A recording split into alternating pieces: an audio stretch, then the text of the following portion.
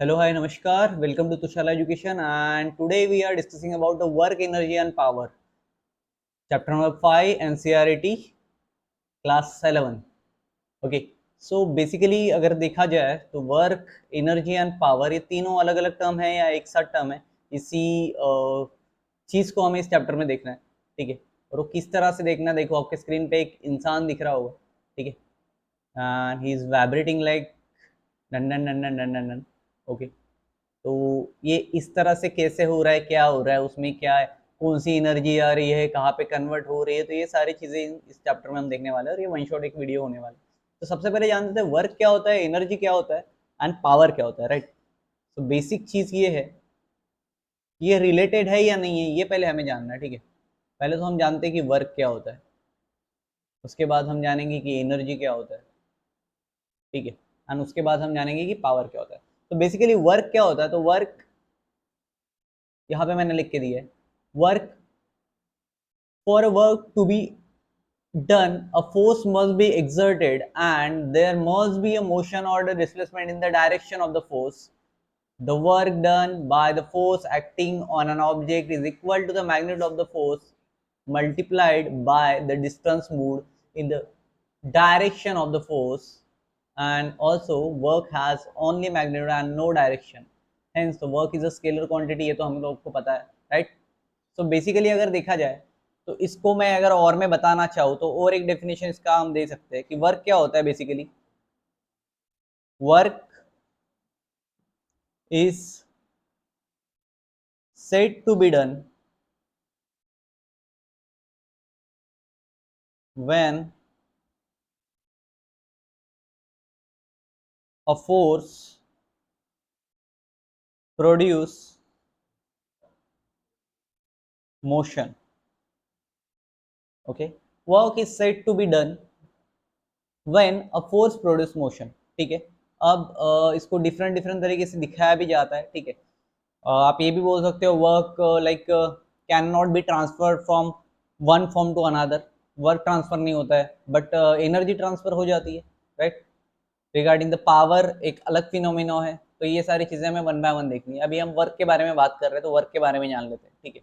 Work actually और क्या काम करती है, तो फार्मूला फॉर वर्क देखोगे तो वैसे तो हमने 9th स्टैंडर्ड में देखा है, ठीक है, 10th में भी देखा है कि वर्क का फार्मूला बेसिकली क्या होता है, फोर्स इंटू डिस्प्लेसमेंट, राइट।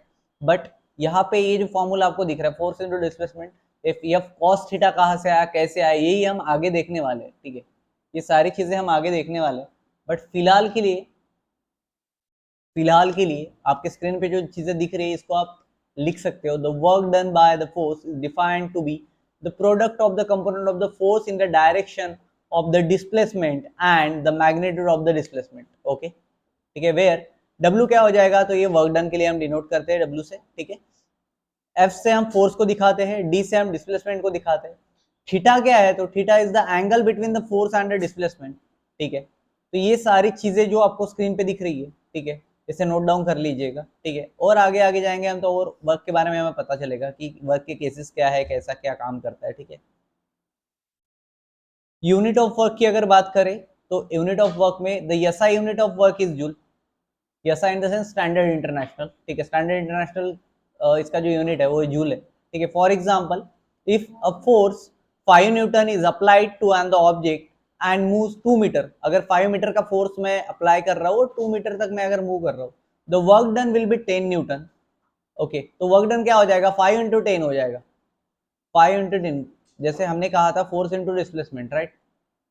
तो फोर्स कितना लगा है, 5 न्यूटन मल्टीप्लाइड बाय डिस्प्लेसमेंट कितना हुआ है, डिस्प्लेसमेंट कितना हुआ है 5 और ये 2, ठीक है। 2 मीटर तक गया था तो 5 टू सा कितना हो जाएगा 10। इसका जो यूनिट आएगा ये आएगा जूल या फिर न्यूटन मीटर, दो तरह के इसके यूनिट्स आएंगे, ठीक है। It should be noted that 1 joule कितना होता है, तो 1 न्यूटन होता है, ठीक है। ये याद रखना, 1 जूल कितना होता है, 1 न्यूटन होता है। जैसा हमारा कैलोरी में हम जब जाएंगे तो 1 कैलोरी इक्वल टू क्या होता है, 4.18 जूल, ठीक है। वैसे ही यहाँ पे 1 जूल क्या हो जाएगा, 1 न्यूटन हो जाएगा, ठीक है। क्लियर, चलो आगे बढ़ते हैं। अब वर्क के केसेस है, टोटल वर्क के कितने केसेस है, तो 3 केसेस है। वैसे तो हमने ये 9th स्टैंडर्ड में थोड़ा बहुत पोर्शन इसका देखा हुआ है, but just because of the Covid आपका बहुत कुछ चला गया होगा, तो यहाँ पे हम इसको कवर करने का ट्राई करेंगे। अब 9th में हमने एक फार्मूला पढ़ा था वर्क का, फोर्स इंटू डिस्प्लेसमेंट। ठीक है, एकदम बेसिक से जाएंगे ताकि सारी चीजें क्लियर हो। फोर्स इंटू डिस्प्लेसमेंट, ठीक है। अब इसमें ये वैलिड किस पे है ओनली, ये जो फार्मूला है, ठीक है, ये जो W is equal to 4 × x है, या फिर D आप लेते होगे डिस्प्लेसमेंट के लिए वो टाइमिंग, ठीक है। तो F इंटू एक्स जो है फोर्स इंटू डिस्प्लेसमेंट है, ये सिर्फ वैलिड है कांस्टेंट अगर रहता है फोर्स तो, अदरवाइज ये इनवैलिड रहेगा, ठीक है। फोर्स एंड डिस्प्लेसमेंट, एक तो फोर्स कांस्टेंट होना चाहिए और एक ही डायरेक्शन में होनी चाहिए फोर्स और डिस्प्लेसमेंट, तो ये क्या रहेगा, ये वैलिड रहेगा, अदरवाइज ये फॉर्मूला वैलिड नहीं रहेगा, ठीक है। तो केस नंबर फर्स्ट की तरफ हम जा रहे हैं। फर्स्ट केस क्या है हमारी, case number first is work done by constant force, work done by constant force, ठीक है, क्लियर। चलो, अब एक्चुअल में ये होता क्या, इसका डेफिनेशन अगर हम लिखना चाहे तो we can say when a force acts along the direction, along the direction of motion, ठीक है। when a force acts along the direction of motion, ठीक है, जब ये डायरेक्शन ऑफ मोशन के साथ रहेगा फोर्स, तो हम फोर्स के लिए क्या फार्मूला यूज करेंगे, सॉरी वर्क के लिए क्या फार्मूला यूज करेंगे, work done is equal to, ठीक है, मैं यहां लिख देता हूं पूरा, work done is equal to force into displacement, क्योंकि ये कांस्टेंट है, ठीक है।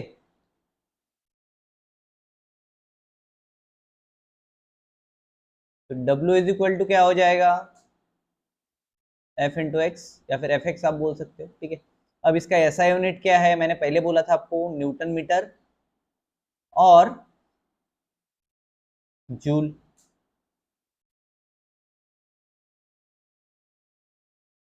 ठीक है। जूल को हम जे से डिनोट करते हैं, ठीक है। और वर्क क्या है, तो स्केलर क्वांटिटी, इतना तो आपको पता ही है, ठीक है। चलो विदाउट टाइम वेस्ट किए चलते हैं सेकंड केस की तरफ।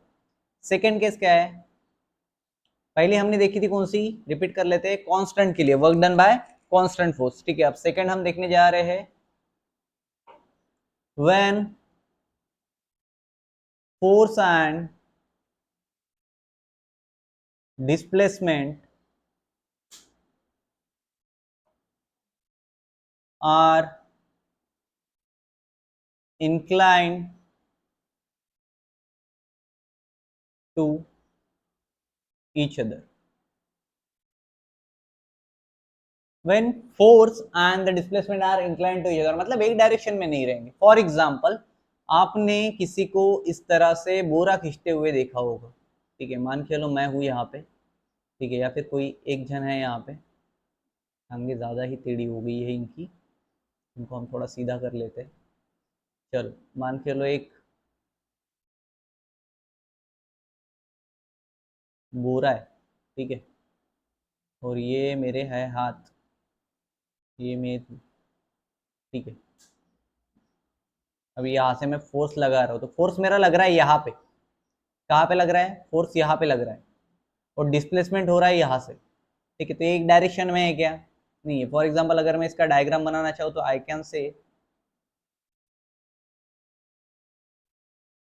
ये मेरा बोरा था, ठीक है, ये बोरा है, ठीक है। मैं यहाँ पे था तो मैंने यहाँ से फोर्स लगाया, ठीक है, बोरे को मैं खींच रहा हूँ, नीचे से खींचते हुए लेके जा रहा हूँ और यहाँ से यहाँ तक लेके आया, ठीक है। तो यहाँ से यहाँ तक जो हुआ उसको बोलेंगे डिस्प्लेसमेंट, और फोर्स लगा था यहाँ पे, तो यहाँ पे जो एंगल बनेगा उसको हम बोलेंगे थीटा। कौन सा एंगल बनेंगे, थीटा।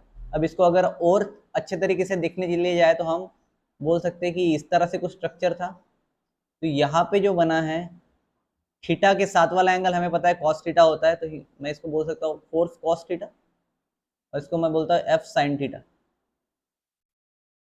ठीक है, ये थीटा था, ठीक है। अब बताओ, एक चीज बताओ, कमेंट बॉक्स में टाइम स्टैम्प के साथ में डाल देना, ठीक है। एक चीज बताओ मुझे कि कंपोनेंट जो है, ठीक है, बैक को आगे डिस्प्लेस कर रहा है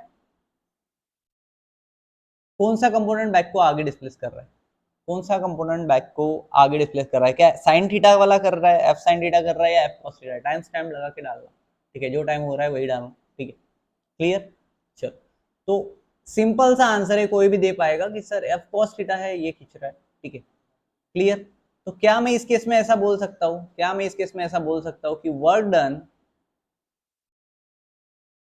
वर्क डन जो है वो फोर्स इनटू डिस्प्लेसमेंट तो है, फोर्स इनटू डिस्प्लेसमेंट तो है, राइट, बट अभी वर्क डन जो रहेगा वो फोर्स में क्या लगेगा, फोर्स कहां पे लग रहा है, देखो हमने बोला यहां पे लग रहा है फोर्स, एफ कॉस थीटा, ठीक है, यहां से जा रहा है ना, डिस्प्लेस तो वहां से हो रहा है, फोर्स तो आगे से लगा था, ठीक है, तो फोर्स क्या रहेगा, एफ कॉस थीटा रहेगा, अभी थीटा आ जाएगा यहाँ पे, एंड डिस्प्लेसमेंट के लिए हम क्या लेंगे, एक्स लेंगे, तो ये क्या हो जाएगा, W is equal to F X cos theta, ठीक है। तो चलो जी, इक्वेशन 1 इसको दे देता हूं मैं। अब मुझे को बताओ, ये एक फार्मूला मिल गया मुझे, अगर अगर मैं बात करूं when a force and displacement are inclined to each other, inclined में अगर है, ऐसा ऐसा है, ये जो बोरा है यहाँ पे, ठीक है, इसको अगर खींचना चालू है और फोर्स अगर मैं यहाँ से एक्सर्ट कर रहा हूँ लेकिन हिल यहाँ से रहा है, डिस्प्लेसमेंट यहाँ से हो रहा है, तो मेरे लिए क्या फार्मूला बन जाएगा, F X cos theta, clear.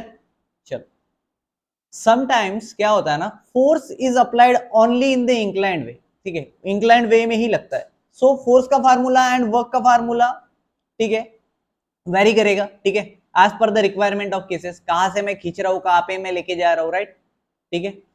अब इसको जो है ना, चलो ये फार्मूला तो आपको मिल गया, ठीक है, इक्वेशन 1 वाला, ठीक है। अब यहाँ पे कुछ एडिशनल इन्फॉर्मेशन मैं दे रहा हूँ जो इसका पार्ट नहीं है, बट आपको पता रहना जरूरी है, अगर आपने मेरे प्रीवियस वीडियोस देखे होंगे तो आपको पता होगा, अगर आप नए हैं तो आपके लिए शॉर्ट में बता देता हूँ, ठीक है। जो वेक्टर मल्टीप्लीकेशन होता है ना, वेक्टर मल्टीप्लीकेशन, इसके दो वे, टू वे, पहला है डॉट प्रोडक्ट, इसका काम पढ़ने वाला है हमें, दूसरा है क्रॉस प्रोडक्ट, कितने हैं, दो है, पहला है डॉट प्रोडक्ट, दूसरा है क्रॉस प्रोडक्ट। अब फॉर एग्जांपल अगर मैं लूं तो डॉट प्रोडक्ट क्या होता है, क्रॉस प्रोडक्ट क्या होता है, शॉर्ट में समझो, अगर आपको प्रीवियस वीडियोस में नहीं समझ में आया होगा तो यहाँ पे सिर्फ एक ही चीज आपको ध्यान रखनी है, ज्यादा डीप में जाना नहीं है, ठीक है। मान के लो मेरे पास एक वेक्टर है P और एक वेक्टर है Q, ठीक है, तो डॉट प्रोडक्ट में क्या हो जाएगा, डॉट प्रोडक्ट में क्या हो जाएगा, vector P dot product of vector Q, ठीक है, इक्वल टू क्या आ जाएगा, magnitude of vector P magnitude of vector Q, ठीक है, और इसके साथ जुड़ जाएगा cos थीटा, क्या जुड़ जाएगा, cos थीटा जुड़ जाएगा, याद रहेगा, ये किसके लिए है, ये डॉट प्रोडक्ट के लिए, ठीक है। वेक्टर P है मेरे पास, वेक्टर Q है, अगर मैं इनका डॉट प्रोडक्ट करूंगा तो मुझे इक्वल में क्या मिलेगा, magnitude of vector P and magnitude of vector Q cos theta इनके साथ में मल्टीप्लिकेशन में मिलेगा, ठीक है। वही अगर मैं क्रॉस प्रोडक्ट की बात कर रहा हूं, क्रॉस प्रोडक्ट की अगर मैं बात कर रहा हूं यहाँ पे, तो क्रॉस प्रोडक्ट में मुझे क्या मिलेगा, सेम रहेगा, वेक्टर ये या फिर वेक्टर बी ले लो आप, चलो मैं यहाँ पे वेक्टर ए लेता हूँ, मल्टीप्लाइड बाय मैंने वेक्टर बी ले लिया, लेकिन ये क्रॉस में है, अभी डॉट में नहीं है, तो क्रॉस प्रोडक्ट में क्या हो जाएगा, मुझे मिलेगा magnitude of vector A magnitude of vector B, multiplication में प्रोडक्ट में कौन आ जाएगा, साइन थीटा आ जाएगा, क्या आ जाएगा, साइन थीटा आ जाएगा, इतना याद रहेगा, क्लियर है, ये दो चीजें याद रखनी है आपको, बस इससे ज्यादा कुछ भी नहीं, ठीक है। चलो बैक टू आवर टॉपिक, कहाँ पे थे हम, इक्वेशन क्या था हमारा, इक्वेशन नंबर 1 हमें ये मिला था, ठीक है, चलो वापस लेके आते इसको, W इज इक्वल टू क्या मिला है हमें, एफ एक्स कॉस थीटा मिला हुआ है, ठीक है, इसको इक्वेशन 1 नाम हमने दिया था, so then I can write W is equal to, क्या लिख सकता हूं मैं इसको, एफ एक्स को, ठीक है, कॉस थीटा, थीटा की वैल्यू वहां पे क्या हो जाएगी, वहां पे 1 हो जाएगी, तो मुझे क्या मिलेगा, फोर्स इनटू डिस्प्लेसमेंट,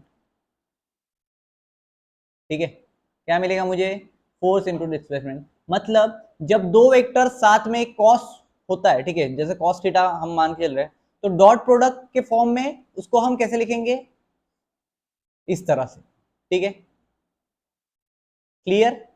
चलो जी, इसको रेट कर देता हूं मैं ताकि आपको समझ में आए। जब डॉट प्रोडक्ट के फॉर्म में लिखेंगे तो इस तरह से, जब दो वेक्टर साथ में cos थीटा फॉर्म करेंगे, cos थीटा फॉर्म करेंगे, ठीक है, cos थीटा अगर फॉर्म किए तो हम इस तरह से लिख सकते हैं उसको, ठीक है, इतना याद रखो कि cos थीटा अगर फॉर्म हो रहा है तो हम उसको इस तरह से लिख सकते हैं। उसके बाद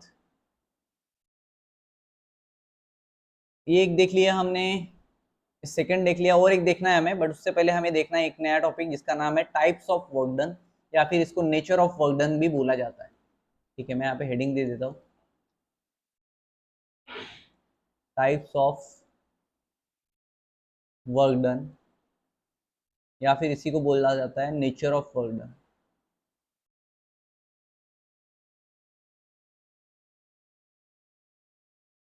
पहला आता है इसमें पॉजिटिव, क्या आता है, पॉजिटिव वर्क डन।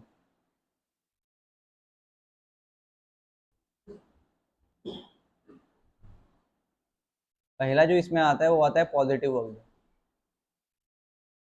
अब पॉजिटिव वर्क डन मतलब क्या है, force into displacement are in same direction, अगर एक ही डायरेक्शन में फोर्स और डिस्प्लेसमेंट जा रहा है तो वो क्या हुआ, पॉजिटिव वर्क डन हुआ। लिख देता हूं मैं यहाँ पे, फोर्स एंड डिस्प्लेसमेंट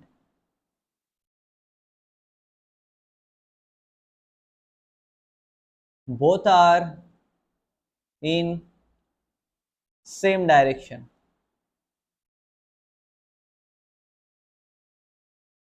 ठीक है, अगर force and displacement both are in same direction है तो इसको हम बोलेंगे पॉजिटिव वर्क डन। साथ ही साथ एक चीज नोट कर लेना, जो एंगल रहेगा, angle between force and displacement, मतलब एक्स से मैं दिखा रहा हूं उसको, वो क्या रहेगा, इज एक्यूट एंगल बनेगा वहां पे। कौन सा एंगल बनेगा, एक्यूट एंगल। ठीक है, अब एक्यूट एंगल मतलब क्या होता है सबको पता है, लेस देन, एक मिनट बस, लेस देन 90 डिग्री। ठीक है, तो थीटा क्या रहेगा भाई यहाँ पे, थीटा रहेगा लेस देन 90 डिग्री। ठीक है, क्लियर। ठीक है, अगर थीटा की वैल्यू 90 से छोटी है तो cos थीटा क्या रहेगा, पॉजिटिव रहेगा। इतना तो पता है आपको, नहीं पता तो मैं यहाँ पे लिख के दे देता हूँ। ठीक है, चलो पहले तो फॉर्मूला पे आते हैं। हमारा फार्मूला क्या मिलता है हमें, work done is equal to force into displacement cos theta. ठीक है, ये फार्मूला था हमारा। हमने बोला कि एक्यूट एंगल है, मतलब थीटा क्या हो जाएगा, थीटा हो जाएगा लेस देन 90 डिग्री। ठीक है, तो 90 डिग्री बड़ा हो जाएगा। ठीक है, अगर थीटा की वैल्यू 90 डिग्री से छोटी है तो cos थीटा क्या हो जाएगा, पॉजिटिव हो जाएगा। क्या हो जाएगा cos थीटा, यहाँ पे cos थीटा हो जाएगा पॉजिटिव। अगर cos थीटा पॉजिटिव हो गया मतलब वर्क डन ऑब्वियसली हमें क्या मिलेगा, पॉजिटिव मिलेगा। वर्क डन क्या मिलेगा हमें, पॉजिटिव मिलेगा। फॉर एग्जाम्पल, अगर ये मेरे पास में है भोकनिया और ये एक डब्बे को धक्का दे रहा था, एक डब्बे को धक्का दे रहा था और ये यहां तक चला गया। ठीक है, यहां तक चला गया, मतलब भोकना ने क्या किया है, भोकना ने इसको यहां तक पहुंचा है। अब भोकना का जो फोर्स था और उसका डायरेक्शन था वो एक ही डायरेक्शन में था, तो इसके अपोजिट में क्या लग रहा है भाई, फ्रिक्शनल फोर्स लग रहा है। ठीक है, और फोर्स का लग रहा है भोकना फ्रंट में, इस तरह से पुश कर रहा है, तो ऑब्जेक्ट भी उधर ही जा रहा है, भोकना भी उधर ही जा रहा है, फोर्स भी उधर ही जा रहा है। It means what, it means what, कि वर्क डन जो है ये पॉजिटिव वे में हो रहा है, निगेटिव वे में नहीं हो रहा है। राइट, चलो सेकंड की तरफ आते हैं। सेकंड क्या है मेरा, सेकंड है negative work done. Second nature of work done है मेरे पास में निगेटिव वर्क डन। ठीक है, क्लियर। चलो अब इसमें क्या होगा, displacement is in opposite direction to the force applied. Displacement क्या होगा, अपोजिट डायरेक्शन में होगा जहां पे फोर्स अप्लाई किया। अब ये होता कैसे, ये भी हम प्रैक्टिकली देखेंगे, डोंट वरी, पहले लिख लेते हैं। Displacement, displacement is in opposite direction, is in opposite direction to the force applied। मतलब जहां पे फोर्स अप्लाई कर रहे हो ना उसके अपोजिट डायरेक्शन में क्या हो रहा है, अपोजिट डायरेक्शन में क्या हो रहा है, उसका उसका डायरेक्शन क्या है, तो अपोजिट है। ठीक है, उसका डायरेक्शन क्या है, अपोजिट है। मतलब जो एक्टिविटी हो रही है उसके अपोजिट डायरेक्शन में हो रहा है। मान के चलो मेरे पास यहाँ पे वापस से आ गया एक सुंदर सा लड़का, गोलू मोटू वेदांत, इसको मैंने ले लिया यहाँ पे। अब ये भाई साहब के हाथ में था बॉल, क्या है, बॉल है। अब वेदांत ने बॉल फेंका ऊपर ऊपर ऊपर ऊपर ऊपर ऊपर ऊपर यहाँ तक गया।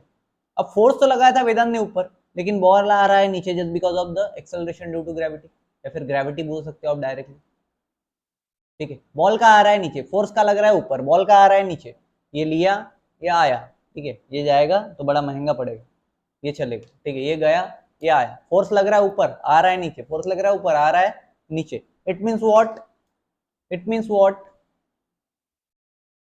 एंगल जो बनेगा यहाँ पे, क्या बनेगा, एंगल जो बनेगा, वो एंगल कौन सा रहेगा, वो रहेगा ऑब्ट्यूस एंगल,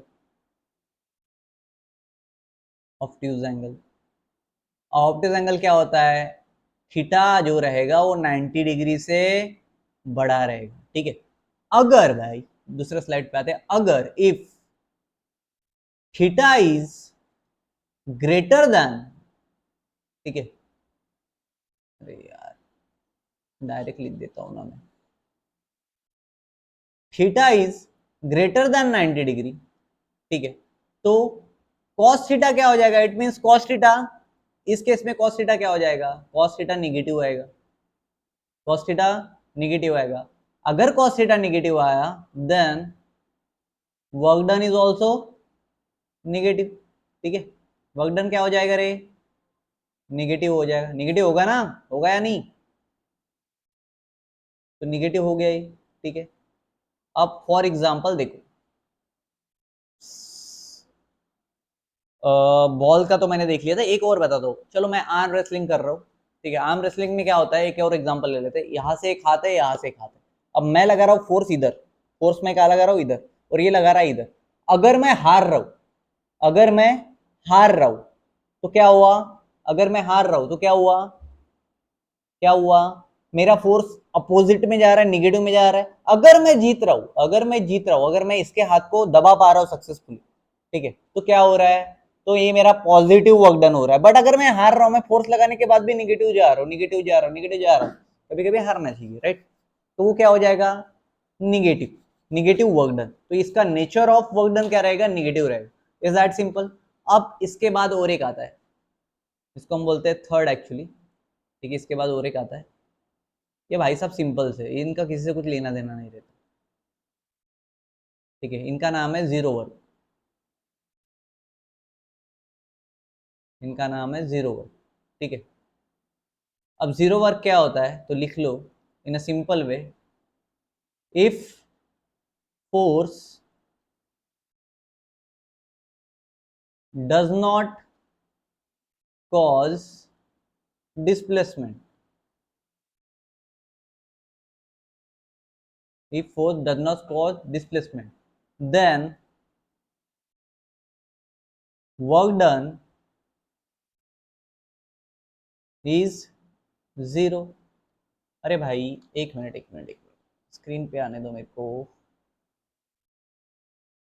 ओके भाई, चलो टाइम स्टैम्प लग लो 23 मिनट का 55 सेकंड हो रहा है। मेरे को एक चीज़ का आंसर दो, ठीक है, एक चीज़ का आंसर मुझे बताओ।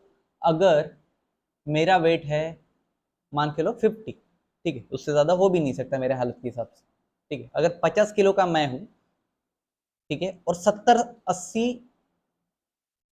कम हो जाएगा, मान के लो 500 किलो का हाथी मेरे सामने, ठीक है, मतलब जिंदा हाथी के पास तो मैं जाऊंगा नहीं, सीमेंट का हाथी है या फिर लकड़ी का हाथी है 500 किलो, ठीक है, जिसको नीचे व्हील्स नहीं है, कुछ नहीं है, मैं उसको धक्का दे रहा हूँ। अब मेरे को बताओ टाइम स्टैम्प के साथ में क्या वो हिलेगा मेरे से, मैं फोर्स तो लगा रहा हूँ, क्या वो हिलना पॉसिबल है, नहीं है, या है, सोचो सोचो सोचो, सोचा। अब इस कंडीशन में और एक टाइम फ्रेम लगाओ और मेरे को बताओ क्या मैं फोर्स लगा रहा हूँ या नहीं लगा रहा हूँ। मैं फोर्स तो लगा रहा हूँ, मेरे अंदर जितनी ताकत है मैं पूरी लगा दी, बट वो डिस्प्लेसमेंट हो रहा है क्या, वो नहीं हो रहा। तो इस केस में उसको क्या बोलेंगे, जीरो वर्क डन बोलेंगे। समझ में आया, फोर्स तो लग रहा है बट उसका डिस्प्लेसमेंट ही नहीं हो रहा, ना निगेटिव ना पॉजिटिव, ठीक है। इसको ऑल्सो हम क्या बोल सकते हैं, also if force and displacement, force and displacement are mutually perpendicular, then work done is zero। चलो सिंपल सा फिनोमिना है, अगर परपेंडिकुलर है तो ऑब्वियसली वर्क डन जीरो रहेगा, force and displacement, correct. Force कहाँ लग रहा है, डिस्प्लेसमेंट कहाँ से हो रहा है, तो वर्क डन तो जीरो ही रहेगा, वो तो हिलेगा ही नहीं। चलो देयरफॉर मेरे को एक बात बताओ, अगर इसमें क्या हो जाएगा, थीटा 90 डिग्री हो जाएगा भाई, क्लियर है। अगर इफ थीटा 90 डिग्री है यानी हो गया, तो राइट एंगल ट्रायंगल बनेगा, राइट एंगल ट्रायंगल बनेगा कि नहीं, राइट एंगल ट्रायंगल फॉर्म होगा, ठीक है, इस तरह से होगा ना भाई, क्लियर। तो अगर राइट एंगल ट्रायंगल बना तो कॉस थीटा कितना हो जाएगा, थीटा की वैल्यू कितनी हो जाएगी, 90 डिग्री। तो कॉस थीटा, कॉस 90 क्या हो जाएगा रे, कॉस 90 डिग्री क्या हो जाएगा, कॉस 90 क्या है, ट्रिग्नोमेट्री टेबल याद है या नहीं है, कॉस 90 कॉस 90 कॉस 90 क्या होता है, डाल दो डाल दो डाल दो कमेंट बॉक्स में डाल। कॉस 90 होता है जीरो, कितना होता है, जीरो। तो वर्क डन क्या हुआ, वर्क डन भी हुआ जीरो। समझ में आया क्या, परपेंडिकुलर का कंसेप्ट समझ में आया क्या। 90 डिग्री का एंगल बना रहा है, cos 90 जीरो होता है, और जीरो cos 90 की अगर वैल्यू रख दूं मैं तो एफ एक्स के साथ में मल्टीप्लीकेशन में, तो ऑब्वियसली वर्क डन कितना होगा, जीरो होगा। For example object revolving in a circular motion, जो ऑब्जेक्ट है वो रिवॉल्व कर रहा है सर्कुलर मोशन में, बट उसको कुछ फर्क पड़ रहा है क्या, वर्क डन कुछ भी नहीं हो रहा है वहां पे, राइट। अब आते हैं इसके डायमेंशन पे। अगर डायमेंशन की बात करें, dimension and unit of work, unit तो मैंने बता दिया था आपको, बट उससे ज्यादा यूनिट्स भी है इसके भाई साहब के, बहुत सारे यूनिट है वर्क की, ठीक है। पहले डायमेंशन देखते हैं, डायमेंशन, अरे यार red pen, dimensions and units of work, dimensions नहीं चाहिए एक्चुअली वहां पे, डायमेंशन ही चाहिए, ठीक है, क्योंकि डायमेंशन तो एक ही आएगा, क्लियर। डायमेंशन एंड यूनिट्स बोल सकते हैं, ठीक है। चलो भाई वर्क के लिए मुझे निकालना है, तो वर्क को कैसे निकालते हैं हम, डायमेंशन कैसे निकालते हैं हमने देखा है प्रीवियस में, पहले डब्बे में ले लेंगे इसको, फिर फार्मूला क्या था, फोर्स इनटू डिस्प्लेसमेंट, था क्या, अरे था या नहीं, हाँ चलो, जो चीज़ मैं यहाँ पे लिखता हूँ तुम कमेंट बॉक्स में डालते जाओ ताकि तुम्हारा थोड़ा सा कंसेप्ट क्लियर हो जाए। अगर मैं बोलूँ वर्क का फॉर्मूला क्या है, तुम्हें अगर पता है मास फोर्स इनटू डिस्प्लेसमेंट है तो डाल दो, ठीक है। चलो फोर्स इनटू डिस्प्लेसमेंट, फोर्स का क्या है रे, डायमेंशन सबको पता है, M L T minus two, नहीं पता है तो याद कर लेना। डिस्प्लेसमेंट का क्या है रे, डिस्प्लेसमेंट है मतलब क्या हो रहा है, हिल रहा है, मतलब एल, एल वन आएगा ना, ठीक है, एल, ठीक है। तो भाई मेरे को एक बात बताओ क्या बना इसका, M L two T minus two, तो वर्क का डायमेंशन मुझे क्या मिल गया है finally, M L T T minus two, ठीक है। चलो डायमेंशन तो निकाल लिया सर, यूनिट्स की बात आप कर रहे थे, बहुत सारे हैं, हाँ भाई बहुत सारे हैं, यूनिट्स बहुत सारे हैं, ठीक है। पहले तो हम एसआई यूनिट की बात करते हैं जो है हमारे जूल भाई साहब, कौन है, जूल, जूल्स बोलते हैं, जैसे डिनोट करते हैं इसको, ठीक है, क्लियर। ये गए जूल, ये है हमारे एसआई यूनिट, कौन सा यूनिट है, एसआई यूनिट। अदर यूनिट की बात करें तो अर्स भी आता है, अर्स किस में आता है, सीजीएस यूनिट, सीजीएस का फुल फॉर्म पता है ना, सेंटीमीटर ग्राम एंड सेकंड, ठीक है। चलो उसके बाद नेक्स्ट क्या है हमारे पास में, नेक्स्ट है हमारे पास में डाइन, डायन पता है, हाँ वही डायन जो तुम्हारे फिलहाल दिमाग में चल रही है। चलो डायन सेंटीमीटर आएगा, ठीक है, डायन नहीं है एक्चुअली, वो डायन है, ठीक है। चलो फिर हॉर्स पावर में आता है one horse power, one horse power ये भी यूनिट है भाई साहब, ठीक है, वर्क डन का हॉर्स पावर यूनिट भी है, जो तुम्हारे घर पे बिजली बिजली आती है, ठीक है, तो उसका हॉर्स पावर जोड़ लो, ठीक है। हॉर्स पावर की मोटर्स आप लोगों ने देखी होगी, क्लियर, खेतों में जो पानी की रहती है खेत वेत में, ठीक है। उसके बाद में 1 न्यूटन मीटर भी है जो मैं बता चुका हूँ। उसके बाद आता है, कैलोरी में भी आता है किलोवाट आवर, 1 किलोवाट आवर। देखो इतने सारे यूनिट है, कंफ्यूज कर सकते हैं आपको, बट थोड़ा याद रखना, ठीक है।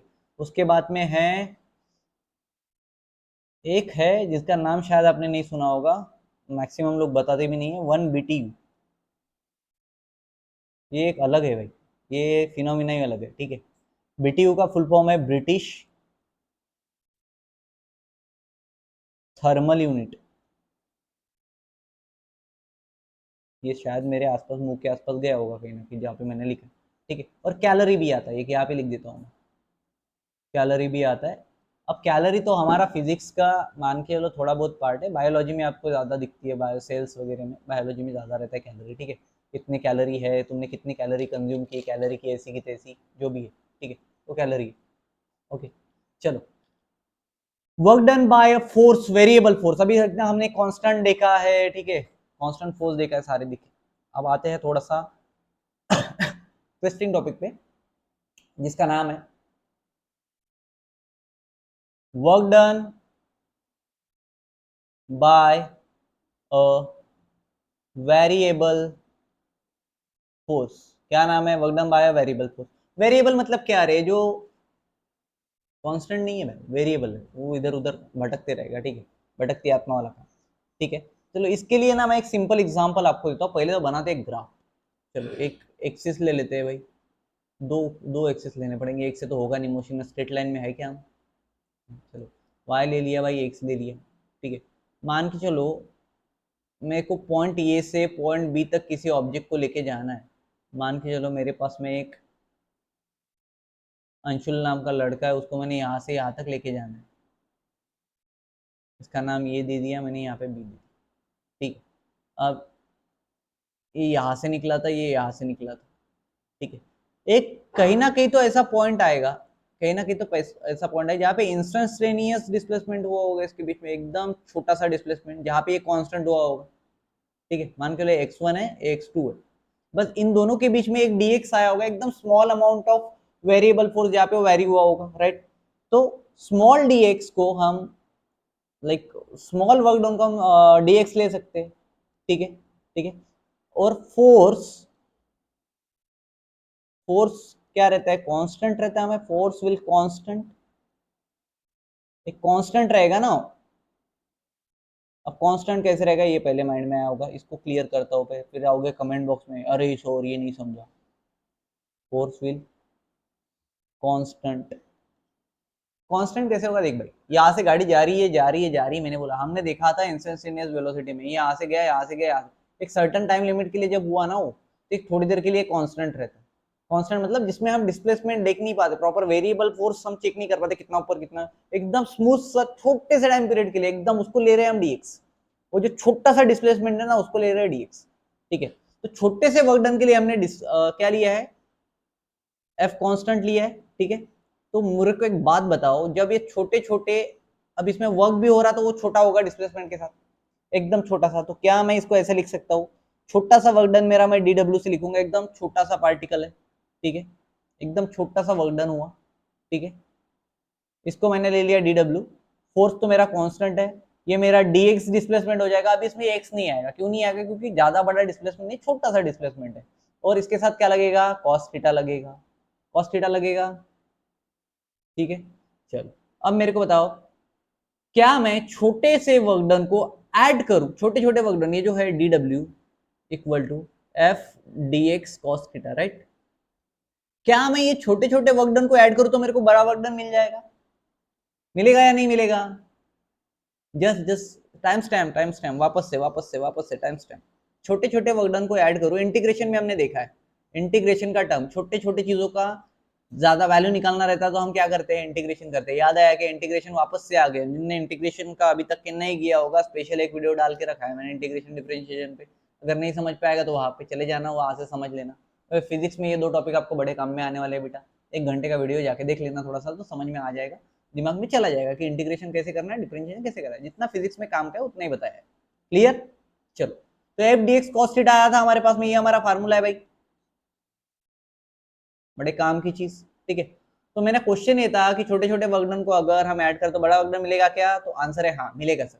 तो अगर छोटे छोटे वर्कडन को ऐड करना है तो मेरे पास क्या ही चीज है, integration on both side, integration on both side.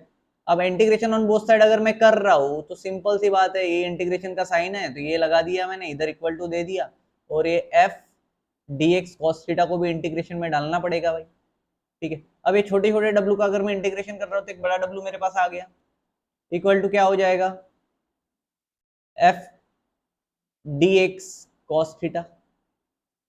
Limit क्या आएगी मेरा, लिमिट क्या आएगी, देखो डायग्राम में आओ, लिमिट क्या है मेरा, यहां से यहां तक गया है, मतलब मेरा इनिशियल क्या था, ये था, और फाइनल क्या था, बी था, तो मेरे को लिमिट देना पड़ेगा यहाँ पे ए टू बी। तो ये क्या बन जाएगा, क्या बनाए, ये बना मेरा फार्मूला। किसके लिए बनाइए, तो लिख लो, therefore this is the formula for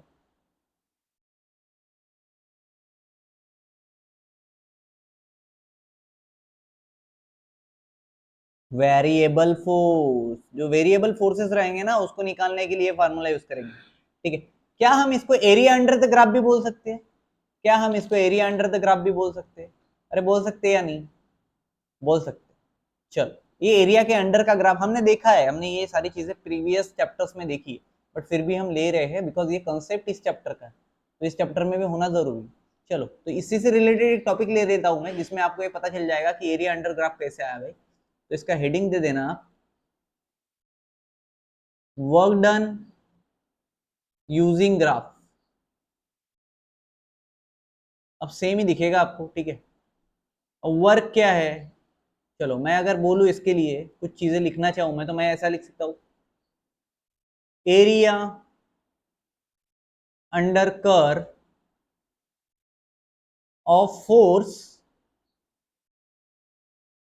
and displacement, force displacement graph बोल देता हूं मैं, force displacement graph gives work. अरे वर्क तो वही देगा ना जहां पे डिस्प्लेसमेंट हो रहा है, जहां पे फोर्स लगा है, जहां से डिस्प्लेसमेंट हुआ, राइट। तो therefore I can say work is equal to area of triangle.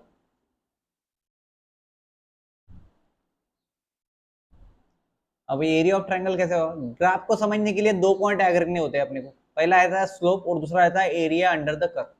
इसके अलावा ग्राफ समझ में नहीं आता, तो ये ग्राफ में यहाँ पे निकाल लेता हूँ आपकी इंफॉर्मेशन के लिए। ठीक है, कोई दूसरा पेन है क्या अपने पास में, अच्छा सा, हरा काला नीला पीला पीला, चलो भाई इसका थोड़ा सा पिन पॉइंट बढ़ा दो सर, नहीं तो फिर बच्चे चिल्लाते हैं। ये पीले भाई साहब आ गए मेरे पास, मान के लो ये मेरा डिस्प्लेसमेंट है, ये मेरा फोर्स है। ठीक है, वाई एक्सिस दे दिया मैंने, अबे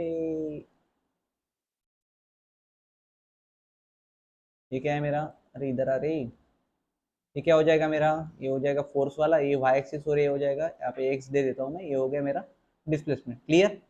अब ये मेरा इनिशियल पॉइंट है, यहाँ से मान के चलो यहाँ तक मैं गया कॉन्स्टेंटली। ठीक है, तो मान के चलो यहाँ पे मैं 20 न्यूटन का एक फोर्स लगाया, कितने न्यूटन का लगाया, 20 न्यूटन का एक फोर्स लगा रहा हूँ मैं यहाँ से, और मैं डिस्प्लेसमेंट कर रहा हूँ यहाँ तक जहाँ पे है मेरा 10 मीटर, 10 मीटर तक मेरा अगर डिस्प्लेसमेंट हुआ। ठीक, तो मैंने पहले ही कहा था ग्राफ को समझने के लिए दो पॉइंट याद रखने होते हैं, दो पॉइंट कौन से, पहला है स्लोप, इसके नीचे लिखता हूँ, पहला है slope,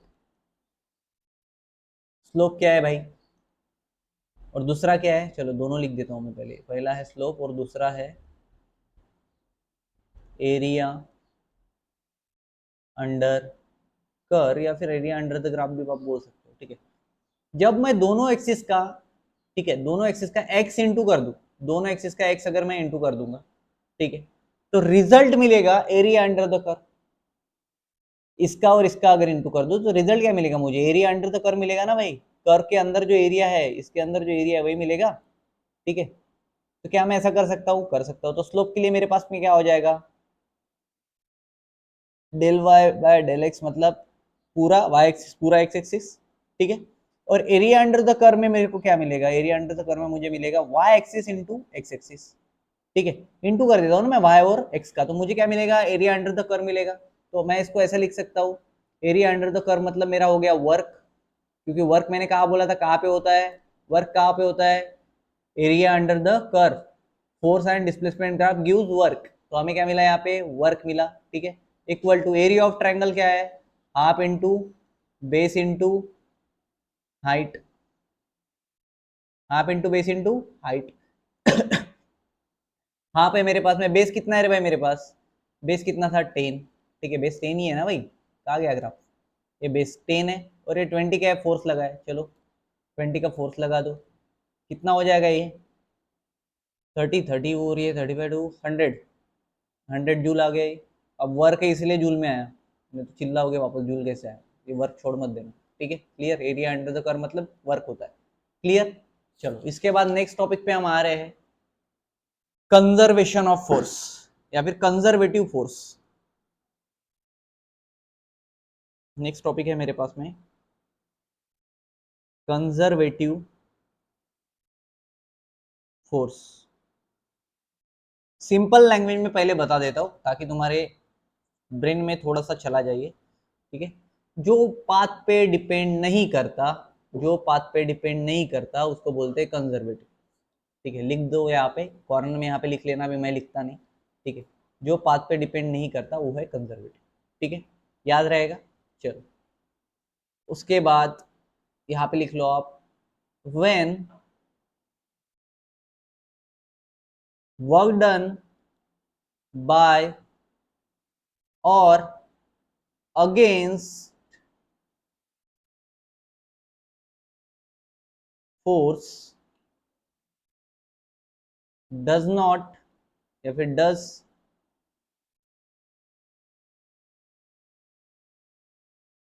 depend on the path followed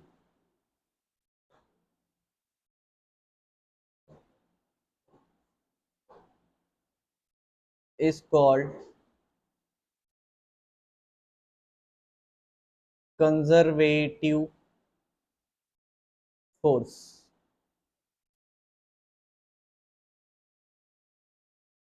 just give me a minute guys।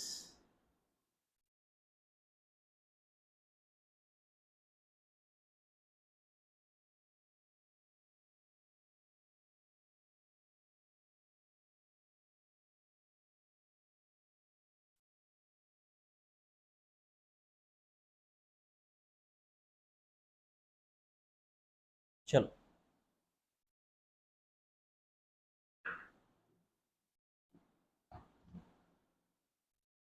Conservative में थे, हमने बोला था कंजर्वेटिव क्या होता है, जो पाथ पे डिपेंड नहीं करता। ठीक है, और नॉन कंजर्वेटिव क्या है, जो पाथ पे डिपेंड करेगा। करेक्ट, तो we can say non conservative forces depend on the path of the object. Non conservative पे भी मैं लिख देता हूँ थोड़ा सा,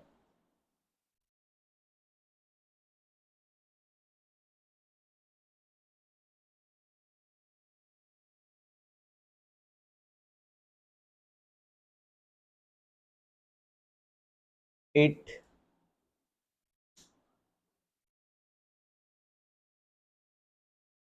डिपेंड्स ऑन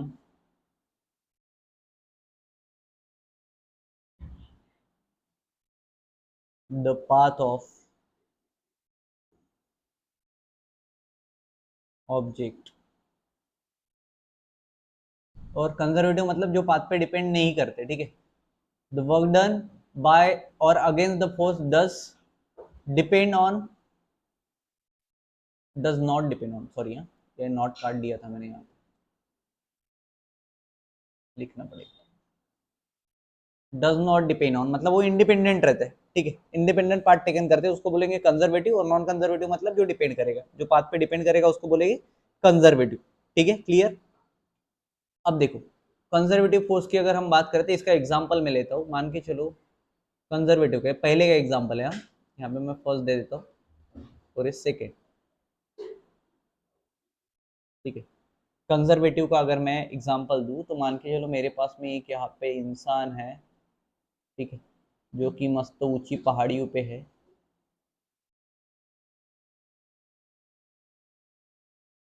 क्लियर। और इसके हाथ में भाई साहब के ये बड़ा सा पत्थर है, ठीक है।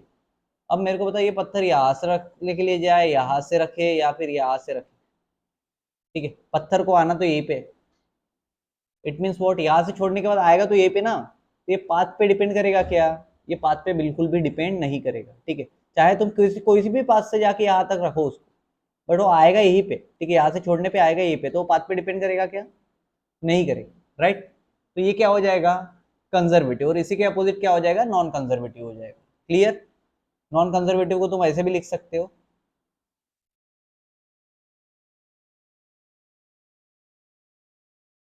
नॉन कंजर्वेटिव को तुम ऐसे भी लिख सकते हो, मैं यहाँ पे वापस लिख देता हूँ, non conservative force. Non conservative force को तुम और कैसे लिख सकते हो? सेम डेफिनेशन रहेगा, ठीक है। व्हेन वर्क डन बाय और अगेंस्ट फोर्स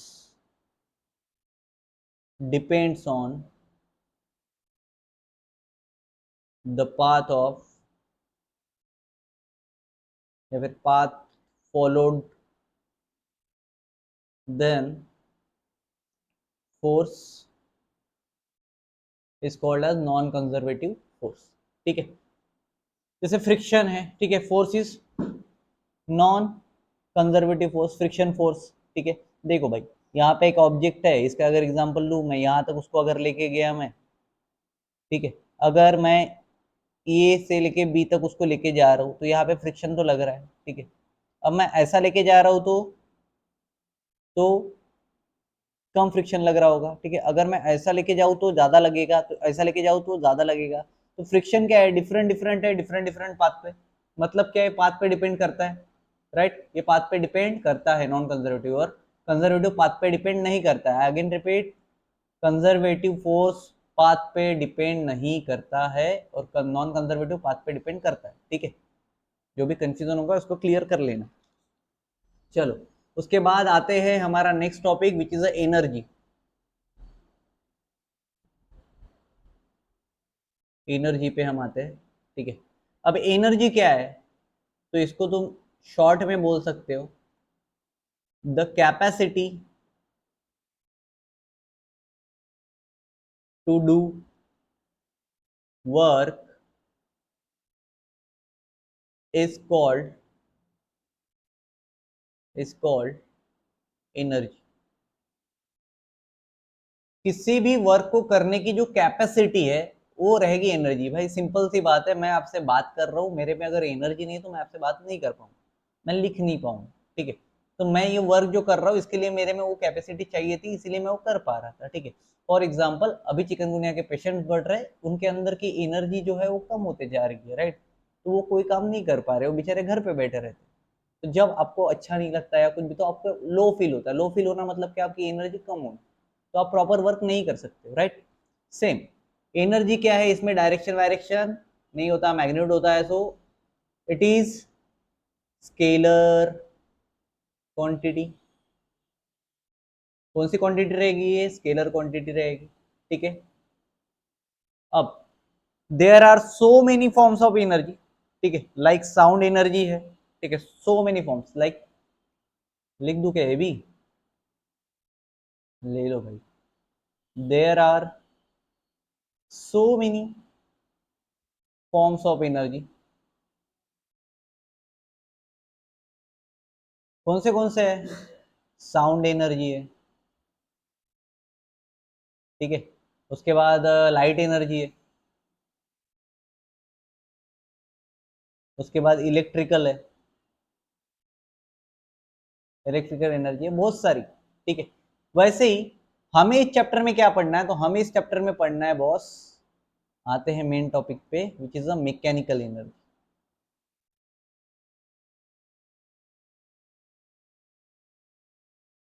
कौन सी एनर्जी पढ़ना है हमें? Mechanical energy. अब मैकेनिकल एनर्जी क्या है? मैकेनिकल एनर्जी क्या है? तो it is a combination of kinetic energy और पोटेंशियल एनर्जी, ठीक है। काइनेटिक एनर्जी और पोटेंशियल एनर्जी आप बोल सकते हो, ठीक है, आप ऐसे भी बोल सकते हो इज द मैकेनिकल एनर्जी, लिख लो यहाँ पे, mechanical energy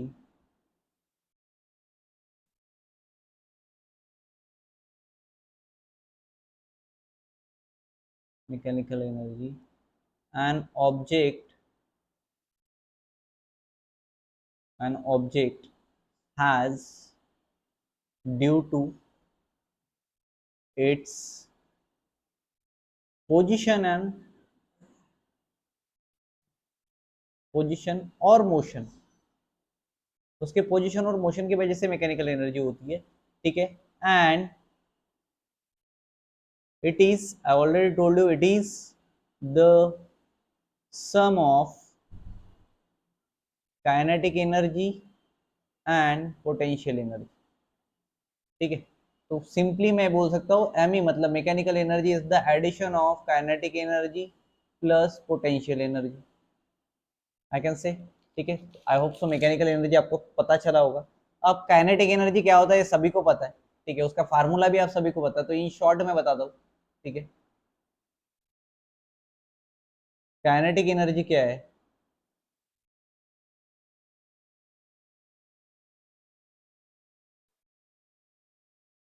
the energy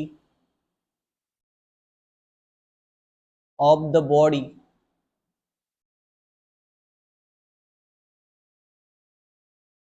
due to its virtue of motion is called kinetic energy, ठीक है। इसका फार्मूला भी सबको पता होगा, अभी तक तो हो गया होगा, हाफ एम वी स्क्वायर, ठीक है। बट इससे नहीं चलता कि हमें पता है, ठीक है, हाफ एम वी स्क्वायर हमें पता है, इससे नहीं चलता है, ठीक है। इसको डिराइव भी करना पड़ता है, इसको डिराइव करना पड़ेगा। अभी कैसे करेंगे? तो नेक्स्ट टॉपिक है हमारा derive an expression for kinetic energy. किसके लिए चाहिए हमें? काइनेटिक एनर्जी के लिए चाहिए, ठीक है। क्लियर? सो पहले तो मैं एक डायग्राम बना लेता हूँ। यहाँ पे मान के लो मेरे पास में यहाँ पे एक ऑब्जेक्ट है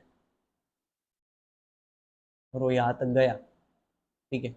मतलब ही क्या है, ये डिस्प्लेसमेंट किया यहाँ से यहाँ तक, ठीक है। मान के लो ये मेरा यू इनिशियल पॉइंट था, ये तो ज़ीरो था और ये फाइनल है, ठीक है। यहाँ पे मैं फोर्स अप्लाइड कर रहा हूँ तभी जाके यहाँ तक जा रहा है, एक फोर्स यहाँ से लगाया मैंने, अपोजिट में फ्रिक्शन फोर्स या फर लगा होगा, ठीक है। Clear? So as as we know, first work हुआ, फोर्स लगाया मतलब वर्क हुआ, मतलब क्या हुआ, एफ इंटू एक्स, ठीक है, फोर्स इंटू डिस्प्लेसमेंट। तो क्या मैं वर्क फोर्स को मैं मास इंटू एक्सेलरेशन लिख सकता हूँ? जी लिख सकते हैं, मास इंटू एक्सेलरेशन, डिस्प्लेसमेंट का एक्स आ गया है, ठीक है। उसके बाद इसको मैं इक्वेशन 1 दे देता हूँ, ठीक है। Now from third equation of motion, third equation of motion क्या है? V square minus u square equal to twice S.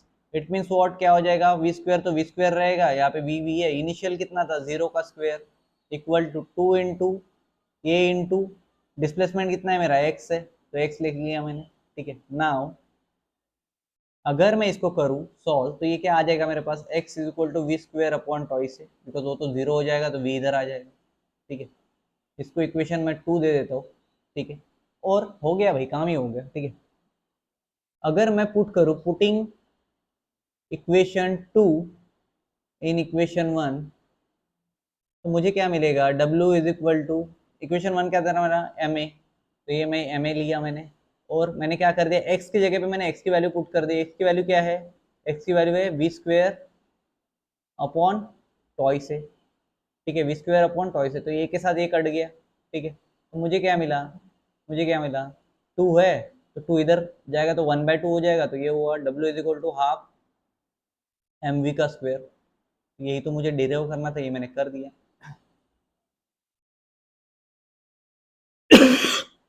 तो आई कैन से दैट मैं यहाँ पे जो भी वर्क करूंगा वो काइनेटिक एनर्जी में कन्वर्ट हो जाएगा, जो भी वर्क करूंगा वो काइनेटिक एनर्जी में कन्वर्ट हो जाएगा। ठीक है, अब एक सेम डेरिवेशन हमें एग्जाम में आता है, मोस्टली बार पूछा गया है, सेम डेरिवेशन हमें पूछा जाता है कि कैलकुलस से करके दिखा, कैलकुलस मेथड से, जो हमने ऑलरेडी की है। कैलकुलस मेथड हमने मोशन स्ट्रेट लाइन में भी की है, right.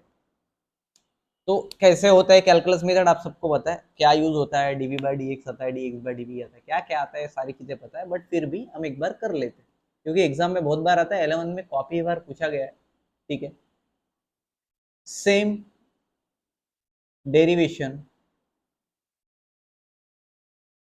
Of kinetic energy by calculus method. ये भाई साहब के वर्ड में बड़ा दम है आजकल, इसीलिए इसके बड़े प्रॉब्लम्स आते हैं। चलो, सो एज वी नो, ठीक है, जैसे मैं कैलकुलस से करना है मतलब छोटा अमाउंट ऑफ वर्क डन लेना पड़ेगा। तो छोटे वर्क डन के लिए हमारे पास है डी डब्ल्यू is equal to F D x, इतना तो पता है। अब अज्यूम करो कि बोथ फोर्स एंड डिस्प्लेसमेंट एक डायरेक्शन में, अज्यूम करना ही पड़ेगा, therefore assume force and displacement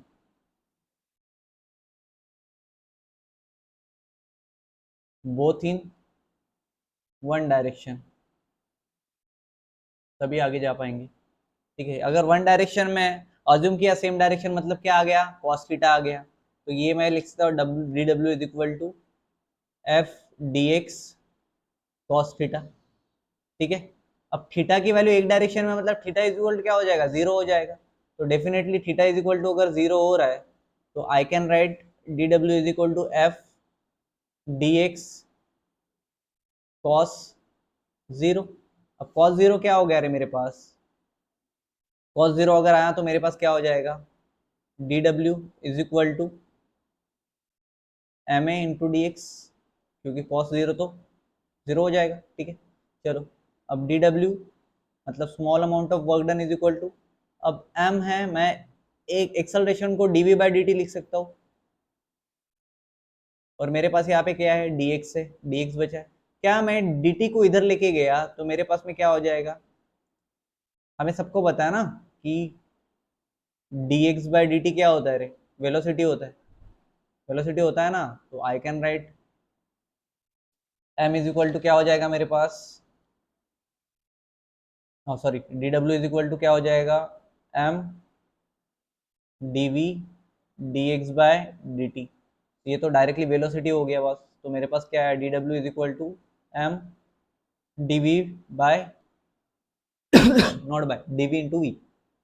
ठीक है, अब छोटे वर्क डन से टोटल वर्क डन निकालने के लिए इंटीग्रेशन करना पड़ता है, क्या करना पड़ता है, इंटीग्रेशन करना पड़ता है। तो इतना तो पता है, इतना पता है या नहीं पता है। तो इंटीग्रेशन के लिए सबसे पहले मुझे इसको फॉर्मूला में सेट करना पड़ेगा। तो ये हो जाएगा मेरा डी डब्ल्यू is equal to mass into velocity और ये डीवी।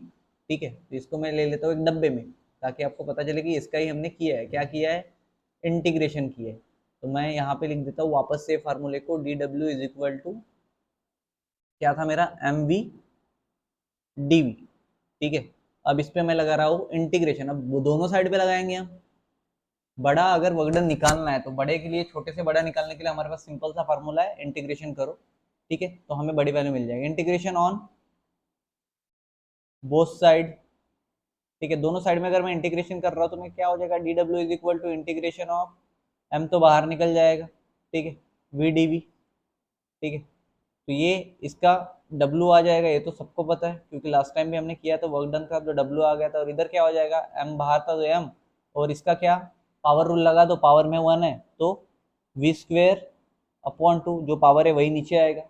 ठीक है, तो ये क्या हो गया रे, डब्ल्यू इज इक्वल टू, दो इधर है तो इधर क्या हो जाएगा, हाफ एम वी स्क्वेयर। हो गया, कैलकुलस से भी डिराइव, सेम इक्वेशन हमने कैलकुलस से भी कर लिया, राइट। चलो भाई, तो डायरेक्टली अगर मैं बोलूँ इस केस में तो क्या मैं ऐसा बोल सकता हूँ कि काइनेटिक एनर्जी, क्योंकि वर्क डन तो मेरा काइनेटिक एनर्जी है ना, जो भी मैं वर्क करूंगा वो काइनेटिक एनर्जी में कन्वर्ट हो रहा है, हाफ एम वी स्क्वेयर आ गया मेरा वापस से, क्लियर। चलो, नाउ काइनेटिक का तो हो गया, अब आते हैं पोटेंशियल पे। अब भाई साहब पोटेंशियल एनर्जी क्या है,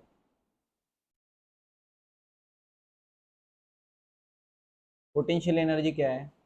तो एनर्जी का जो स्टोर्ड फॉर्म रहेगा, एनर्जी स्टोर्ड करके रखना, उसको बोलेंगे पोटेंशियल एनर्जी। यहाँ पे मैं लिख देता हूँ, स्टोर्ड फॉर्म ऑफ एनर्जी।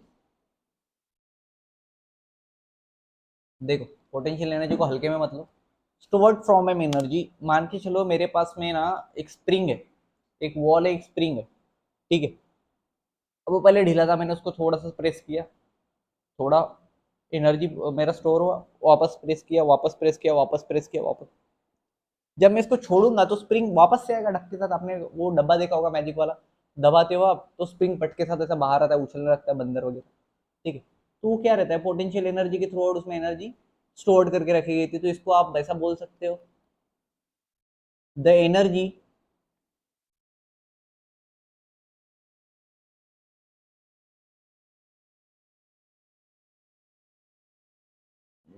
गलत हो गया, हाँ, the energy possessed by a body or system due to its position or configuration, तो कॉन्फ़िगरेशन भी बोल दो, is called potential energy, ठीक है, क्लियर। और you can say that potential energy is the energy stored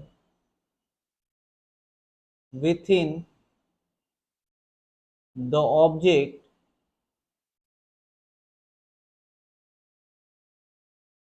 due to the position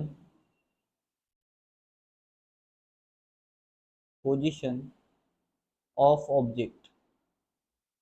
अब देखो ना, सिंपल से अगर मैं बात करूँ, चलो एग्जांपल लेता हूँ मैं स्प्रिंग का। एग्जांपल है मेरे पास एक स्प्रिंग का, spring attach to wall, wall बोल देते हैं, ठीक है। चलो भाई, मतलब मेरे को यहाँ पे पहले तो एक दो ऐसे वॉल बनाने पड़ेंगे, एक दो तीन, ठीक है। ये वॉल है मेरे पास, ठीक है, वॉल ही है, ठीक है। उसके बाद मैंने ये स्प्रिंग को यहाँ से यहाँ से यहाँ से यहाँ से यहाँ से यहाँ से, ठीक है। ज़्यादा ही हो गई, रुको, थोड़ा सा हल्का करना पड़ेगा इसको। ये एक दो तीन चार पाँच, यहाँ पे एक बॉक्स है मेरे पास में, इसको मैंने बोल दिया बॉक्स, ठीक है।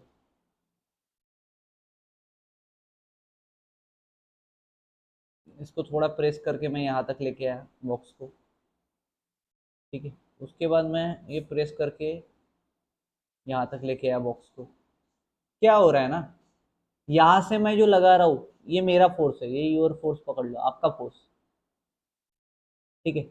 यहाँ से जो लग रहा है वो लग रहा है इलास्टिक फोर्स, बरोबर। यहाँ से क्या लग रहा है, इलास्टिक फोर्स, यहाँ से मेरा फोर्स लग रहा है, ठीक है। थोड़ी देर बाद ये क्या आ गया, इतनी एनर्जी स्टोर कर दिया, ठीक है। यहाँ पे क्या था, x is equal to zero था, यहाँ पे x is equal to x minus this position होगा, ठीक है। और यहाँ पे जब मैं ये छोड़ूंगा, आप बोलोगे कैसे एनर्जी स्टोर करके रखी थी, जब मैंने इसको छोड़ा तो ये ठन ठन ठन ठन ठन ठन, जैसे ये दबा के रखा था मैंने स्प्रिंग, छोड़ा धन धन धन धन धन धन धन होने लगे। आप लोगों ने करके देखा होगा, ठीक, आप लोगों ने करके देखा होगा। तो वो क्या होता है, वो होता है पोटेंशियल एनर्जी की वजह से, ठीक है, क्लियर है। चलो, अब इसका एक एक्सप्रेशन निकालना पड़ता है हमें, ये आता है एग्जाम में, ये भी बहुत बार आया है। डिराइव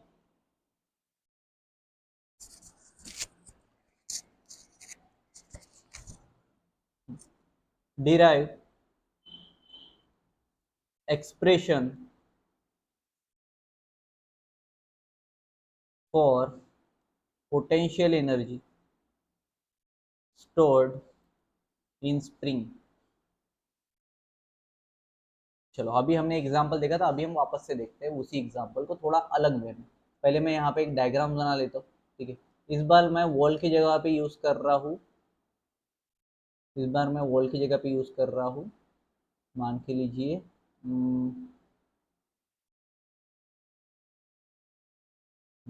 इस बार मैंने कौन सी जगह ले लिया, एक वुडन बोर्ड ले लिया मैंने, ठीक है, मेरे पास में वुडन बोर्ड है,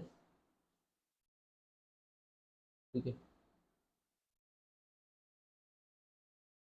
एक है,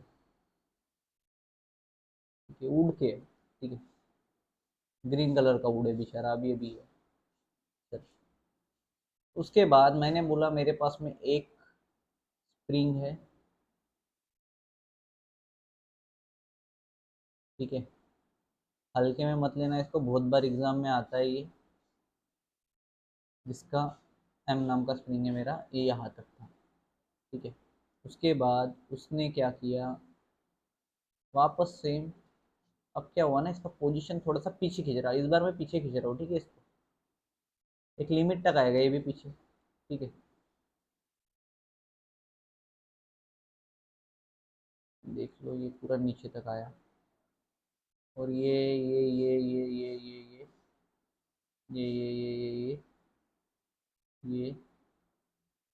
ठीक है, यहाँ से ले रहा हूँ मैं यहाँ तक, ठीक है, ये भी मेरा एम था।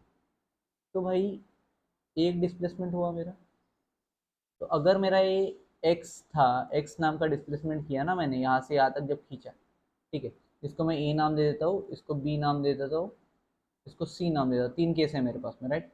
और जब मैंने यहाँ से यहाँ तक इसको खींचा, तो यहाँ पे जो हुआ एक स्मॉल अमाउंट ऑफ डिस्प्लेसमेंट होता है, इसको क्या मैं डी एक्स बोल सकता हूँ, राइट, ठीक है, ये तो एक्स था मेरा, एक स्मॉल अमाउंट ऑफ हुआ तो डिस्प्लेस पे। तो हमने देखा था हुक्स लॉ, पता है क्या हुक्स लॉ, हुक्स लॉ क्या है, अब हुक्स लॉ क्या है ना, मैं आपको ओरली बताता हूँ, ठीक है, इतना सब लिख नहीं पाऊंगा मैं, तो यू कैन राइट, ओके, मैं आपको ओरली बताऊंगा हुक्स लॉ क्या है, ठीक है।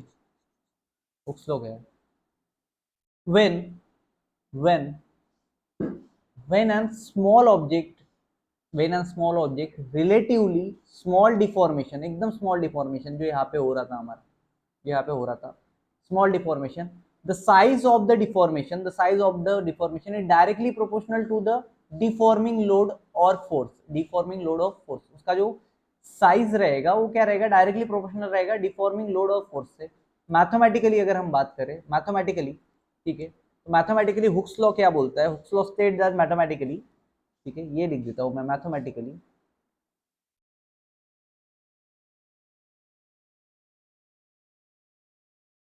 Hooke's law states that the applied force F is equal constant K into the displacement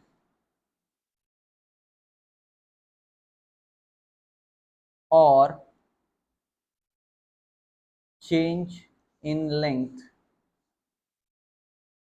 x, or we can say that F is equal to kx, ठीक है, इसमें F is equal to k, इसमें क्या है,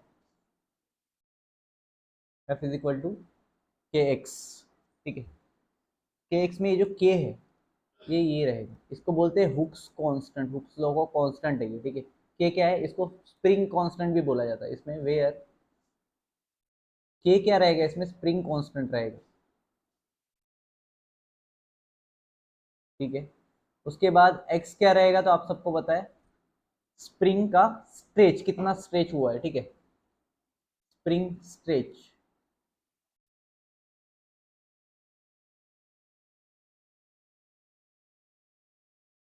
उसके बाद में आपका जो एफ है वो तो ऑब्वियसली स्प्रिंग का फोर्स रहेगा, क्लियर हुआ, ठीक है। नाउ स्मॉल वर्क डन के लिए हम क्या लेते हैं, small work done dw is equal to f dot d x, ठीक है, यही लेंगे हम, ठीक है। सो अगर यहाँ पे हम बात करें, so the displacement is very small, so force become a constant, force क्या हो जाएगा, कांस्टेंट हो जाएगा, तो यहाँ पे क्या आ जाएगा, डी डब्ल्यू is equal to k x, ठीक है, डी एक्स हो जाएगा वो। के क्यों आया पता है आपको, उसका फोर्स क्या है, कांस्टेंट है, ठीक है। सो हम यहाँ पे इंटीग्रेटिंग ऑन बोथ साइड कर सकते हैं, हम यहाँ पे इंटीग्रेशन ले सकते हैं, इंटीग्रेशन ऑन बोथ साइड। अब फोर्स कांस्टेंट क्यों हो गया, बिकॉज डिस्प्लेसमेंट क्या है, छोटा सा है ना, dx लिया है हमने, ठीक है, क्लियर। चलो आगे बढ़ते हैं। सो नाउ हाँ, इसका इंटीग्रेशन हमें करना है। इंटीग्रेशन ऑफ डी डब्ल्यू इज इक्वल टू क्या हो जाएगा मेरे पास में, integration of k x d x, right. तो ये तो ऑब्वियसली डब्ल्यू आ जाएगा, छोटे छोटे वर्क डन को अगर हम मिला तो बड़ा वर्क डन आ जाएगा। के कांस्टेंट है, बाहर आ गया हमारे पास में, बचा के यहाँ पे लिमिट लगा देंगे हम 0 टू, यहाँ पे जो एक्स था हमारा देख लो, एक्स है, ठीक है। तो ये 0 से एक्सो तक गया है, ठीक है, एक्स था, फिर यहाँ से क्या हुआ, 0 से स्टार्ट हुआ है और एक्सो हमारा फाइनल रहेगा, ठीक है। तो इंटीग्रेशन क्या हो जाएगा, x zero, limit, lower limit हो जाएगी 0, अपर लिमिट क्या है, और एक्स डी एक्स, एक्स का इंटीग्रेशन क्या होता है, तो के बाहर है, ठीक है, upper limit minus lower limit करना है हमें, तो ये क्या हो जाएगा, x square upon 2, power rule के हिसाब से, और इसको लोअर लिमिट और अपर लिमिट दे देंगे, और lower limit minus upper limit अगर करेंगे तो ये क्या हो जाएगा, के एक्स जीरो का स्क्वेयर अपॉन 2 माइनस 0 का स्क्वेयर अपॉन 2। देखो ये क्या किया हमने, एक बार इसको रखा अपर लिमिट को, एक बार लोअर लिमिट को रखा, तो upper limit minus lower limit कर दिया, ठीक है, क्लियर। तो हमारे पास में क्या आया, हमारे पास में एंडिंग में आया W इज इक्वल टू के, ठीक है, के तो रहेगा, ठीक है, उसके साथ में क्या आया, एक्स जीरो का स्क्वेयर और हाफ, ठीक है। तो इसको मैं ऐसे भी लिख सकता हूँ, हाफ के एक्स जीरो स्क्वेयर, ठीक है। ये क्या हो गया, फाइनली हम तो वर्क को हमने बोला काइनेटिक एनर्जी है, ठीक है, सॉरी पोटेंशियल एनर्जी, ठीक है, पोटेंशियल एनर्जी के लिए निकाल रहे, तो ये क्या हो जाएगा, हाफ के एक्स जीरो का स्क्वेयर, ठीक है, क्लियर। वेयर वेयर क्या हो जाएगा, एक्स जीरो क्या रहेगा रे, डिस्टेंस थ्रू इट्स डिजायर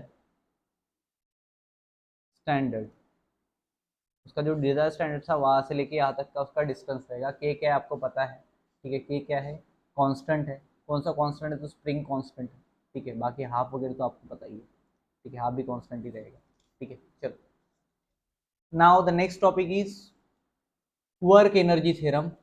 ये भी बहुत इंपॉर्टेंट है और ये आता भी है एग्जाम में, ठीक है, work energy theorem.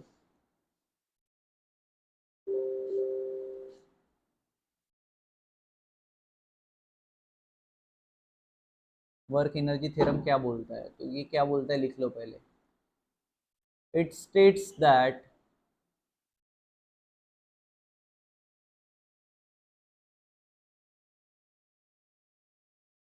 Work done by net force is equal to the change in kinetic energy of body, kinetic energy of body, clear। So देखो, it shows that work done by a net force is equal to the kinetic change, is equal to the change in kinetic energy of body। kinetic energy of body में for example मैं एक example देता हूँ आपको, अभी पोला आने वाला है, ये एक बैल है, ठीक है, ये एक बैल है, ठीक है, समझ लो बैल है, ठीक है, लग नहीं रहा है वैसे, कॉकरोच ही लग रहा है, बट ये बैल है, चलो, ठीक है। अभी दौड़ते हुए आ रहा था, टुडुम टुडुम टुडुम टुडुम मेरी तरफ, और ये मैं था, ठीक है, अचानक से देखा ये मेरे तरफ आ रहा है, तो मैंने इसको रोकने की कोशिश की, ठीक है, ये बैल को मैंने रोका, ठीक है, तो मेरे फोर्स से बैल की काइनेटिक एनर्जी चेंज होगी, बैल की जो काइनेटिक एनर्जी है, जो जितने स्पीड में आ रहा था उसमें कुछ तो चेंजेस हुए होंगे, ठीक है, ठीक है, उड़ा के भाग जाएगा वो बात अलग है, लेकिन चेंजेस तो हुए, रोका मैंने, ठीक है। तो चेंज हुआ मतलब क्या हुआ, चेंज हुआ मतलब क्या हुआ, चेंज हुआ मतलब स्मॉल चेंज होगा, ज़्यादा तो नहीं होगा, तो डी डब्ल्यू और एफ डी एक्स, राइट। यही है हमारे पास फार्मूला चेंज के लिए। तो ये डी डब्ल्यू क्या हो जाएगा भाई, फोर्स की जगह पे मैं ले रहा हूँ मास इंटू एक्सेलरेशन वापस, और ये क्या हो गया, डी एक्स हो गया। क्लियर। तो डी डब्ल्यू अगर है मेरे पास में तो एम है, ये तो small change in work done हो गया। एम तो एम को मैंने इधर ले लिया, मास इंटू एक्सेलरेशन था, ठीक है।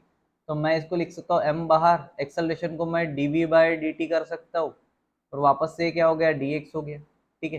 ये पहले भी किया हुआ लग रहा होगा आपको, लेकिन थोड़ा सा अलग है, देख लो, ठीक है। डी डब्ल्यू क्या हुआ रे, m d x by d t, x के नीचे डी टी दे दिया मैंने, डीवी को इधर ले लिया, इंटरचेंज कर दिया उसको, तो क्या बचा भाई मेरे पास, डी डब्ल्यू is equal to m into v d v, right. तो टोटल वर्क डन के लिए क्या करना पड़ेगा मुझे, टोटल वर्क डन के लिए क्या करना पड़ेगा, इंटीग्रेशन अप्लाई करना पड़ेगा, ठीक है। चलो मैंने मान के चलो इंटीग्रेशन अप्लाई कर दिया। इंटीग्रेशन मैंने क्या किया, इंटीग्रेटिंग ऑन बोथ साइड,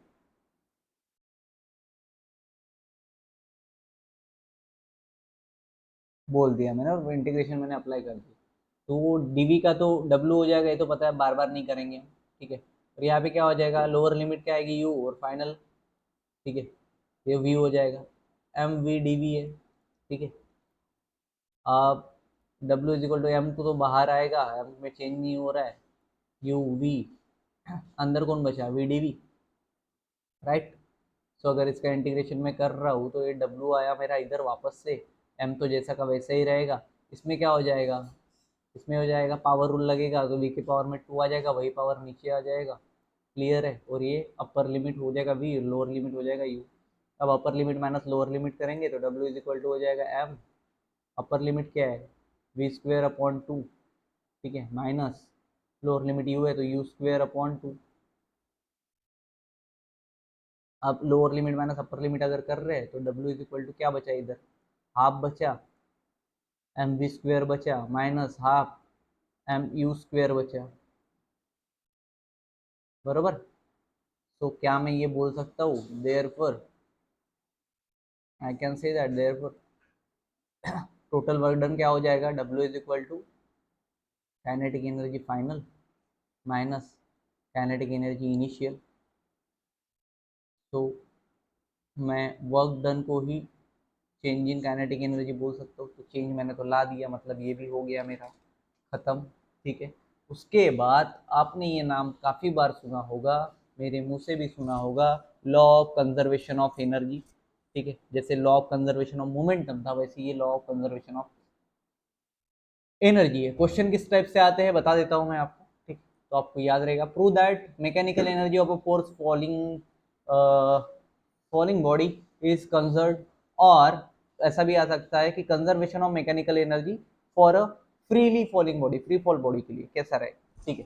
तो इससे पहले तो हम principle of conservation of energy जान लेते हैं। वैसे तो बहुत सारे, ठीक है, बहुत नंबर ऑफ वे में ये बताते हैं, ठीक है। तो इतने सारे जान के आप कुछ करोगे नहीं, ठीक है, बट फिर भी मैं आपको बता देता हूँ एक दो, ठीक है। यहाँ पे मैं लिख देता हूँ, principle of conservation of energy, ठीक है। पहला क्या है, तो पहला तो सबको पता है, मैं ओरली बोलता हूँ, यहाँ पे लिखूंगा नहीं भी। Energy can neither be created nor be destroy, sorry, energy can neither be created nor be destroy, ये पहला है, ठीक है। सेकंड है, the total energy of an isolated system remains constant. Second है, the total energy of an isolated system is constant, is remains constant.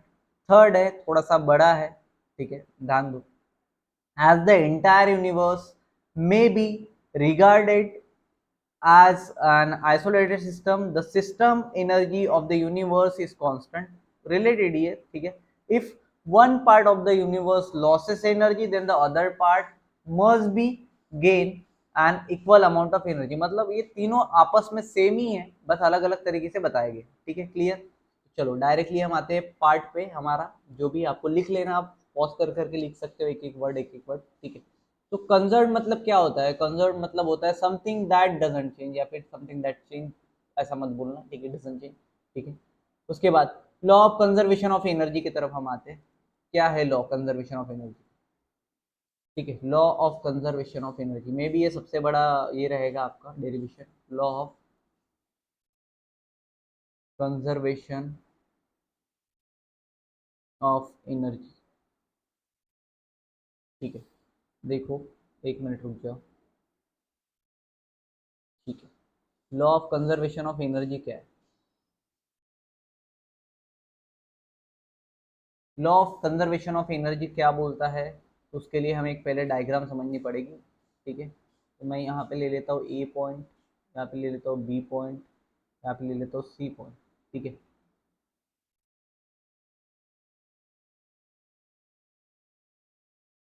ठीक है, अब मान के लो मेरे पास एक डस्टर था। क्या था? ये मेरे पास डस्टर है।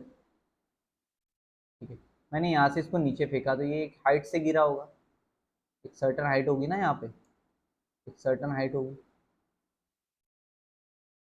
बरोबर। यहाँ से गिरा तो एक सर्टन हाइट पे गिरा होगा। ठीक है, ये क्या होगी? हाइट होगी भाई, करेक्ट।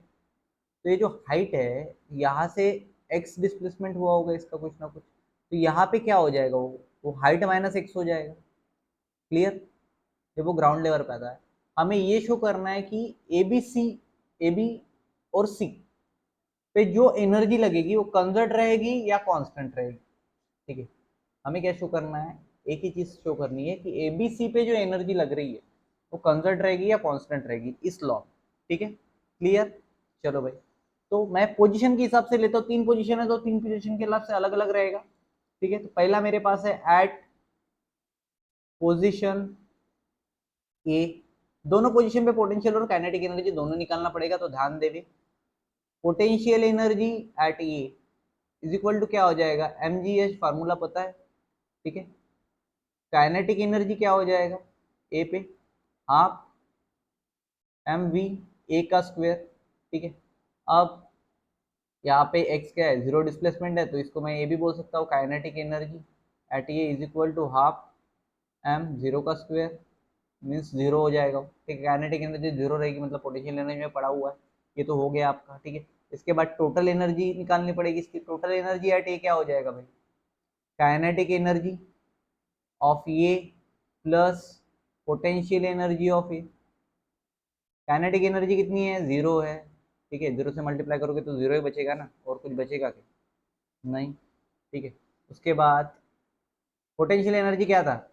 M g h. तो क्या बचा हमारे पास? एम जी एच बचा। तो total energy at point A क्या हो गया? Total energy at point A हो गया एम जी एच। ठीक है, चलो भाई, सेकंड क्या है हमारा? सेकंड है हमारा पॉइंट बी। तो लिखो यहाँ पे एट पॉइंट बी। एकदम सिंपलेस्ट डेरिवेशन है, बस लॉन्गेस्ट है, अभी तक का सबसे लॉन्गेस्ट डेरिवेशन आप बोल सकते हो। ठीक है, बट एकदम सिंपल है, तो ज़्यादा माइंड पे हेडेक लेने की जरूरत नहीं है। ठीक है, चलो पोटेंशियल एनर्जी निकालेंगे। पहले कहाँ पे निकालेंगे पोटेंशियल एनर्जी? पोटेंशियल एनर्जी किसकी निकालेंगे हम? पोटेंशियल एनर्जी निकालेंगे हम पॉइंट बी। ठीक है, स्टाइलस को कुछ तो भी हो गया है, अटक अटक के चल रहा है। ठीक है, चलो, potential energy at point B क्या हो जाएगा रे? M g. देखो एट पॉइंट बी के क्या हुआ? एच माइनस एक्स हो गया ना, और डिस्प्लेसमेंट क्या हो गया? एच माइनस एक्स हो गया, तो यहाँ पे हमें लेना पड़ेगा एच माइनस एक्स। ठीक है, क्या हो जाएगा भाई? H minus x. इसके आगे कुछ होने वाला है? नहीं। चलो इसको मार्क करो। अब वहीं पे अगर हम काइनेटिक एनर्जी की बात करें, ठीक है, तो काइनेटिक एनर्जी क्या हो जाएगा?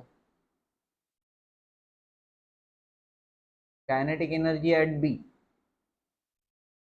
क्या हो जाएगा? हाफ एम वी बी का स्क्वायर, बरोबर ना? बी पी ही रहेगा वेलोसिटी। चलो, also I can say that v square minus u square is equal to twice s. ये मेरे को पता है। ठीक है, तो मैं क्या बोलूँगा? V b square minus zero का square is equal to twice g x. ये भी मेरे को पता है। एक्सेलरेशन क्या हो जाएगा? ग्रेविटी हो जाएगा, और डिस्प्लेसमेंट क्या हो जाएगा? एक्स हो जाएगा। ठीक है, तो मेरे पास ये भी एक आ गया, बट चलो इसको थोड़ा सा साइड में रखते हैं। ठीक है, सो काइनेटिक एनर्जी क्या हो जाएगा मेरे पास में एट बी, डायरेक्टली अगर मैं बात करूँ तो half m two g x, right, आ गया मेरे पास में। तो kinetic energy at point B, ये भी क्या हो गया एम जी एक्स, टू के साथ टू गया, ठीक है, क्या बचा मेरे पास एम जी एक्स बचा है, ठीक है। चलो तो ये एक मिल गया मेरे को। तो यहाँ पे टोटल एनर्जी क्या हो जाएगी रे, यहाँ पे टोटल एनर्जी हो जाएगी, total energy at point B equal to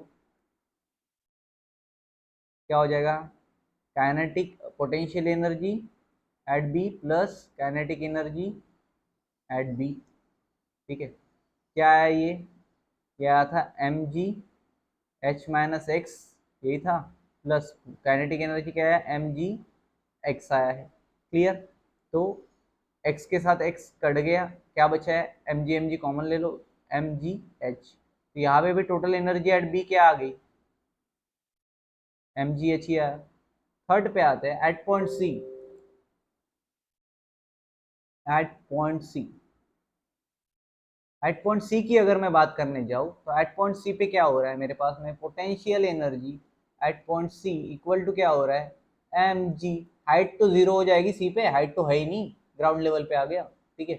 तो उसके बाद पोटेंशियल एनर्जी को अगर जीरो के साथ मल्टीप्लाई कर दिया तो जीरो हो गई है एट पॉइंट सी, इसका किस्सा खत्म हो गया यहाँ पे। चलो काइनेटिक एनर्जी की बात करते हैं तो kinetic energy at C point क्या होगा, half m v square at C, ठीक है। तो also I can mention here v square minus u square equal to twice s. तो वी स्क्वेयर क्या है यहाँ पे, वी सी का स्क्वेयर है, माइनस इनिशियल क्या है तो जीरो है, ग्राउंड लेवल पे इनिशियल वेलोसिटी क्या रहेगी जीरो का स्क्वेयर, तो two into g into h, acceleration due to gravity, gravity हो जाएगा एक्सेलरेशन का, और हाइट डिस्प्लेसमेंट का एच आएगा, क्लियर। चलो आगे बढ़ते हैं, थोड़ा सा आगे अगर बढ़ेंगे इसको लेके तो क्या आ जाएगा v C square equal to two g h, clear.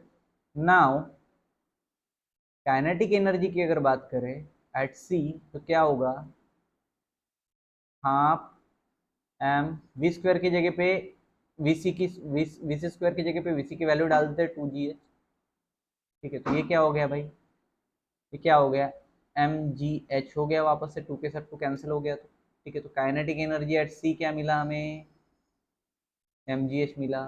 It means, it means what, तीनों कंडीशन में एम जी एच है, it means what, it means, इधर लिख देता हूं मैं, it means total energy at C is equal to kinetic energy plus potential energy.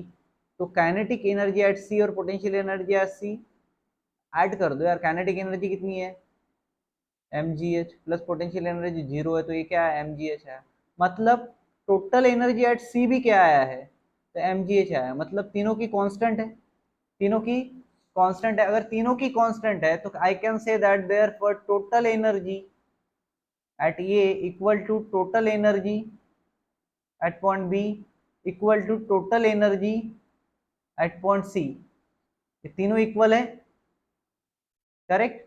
तो इसी को हम बोलते हैं law of conservation of energy, ठीक है। अभी कंजर्वेशन कैसे होता है, तो कंजर्वेशन कैसे होता है देखो सिंपल लैंग्वेज में बता दो। जैसे मान के चलो हमारे पास है इलेक्ट्रिक बल्ब, यहाँ पे डेरिवेशन खत्म हो गया है जी, ठीक है, समाप्त, ठीक है। मान के लो हमारे पास है इलेक्ट्रिक बल्ब, हमारे पास क्या है इलेक्ट्रिक बल्ब। अब इलेक्ट्रिक बल्ब अगर हमारे पास में है, it means what, electric energy क्या हो रही है,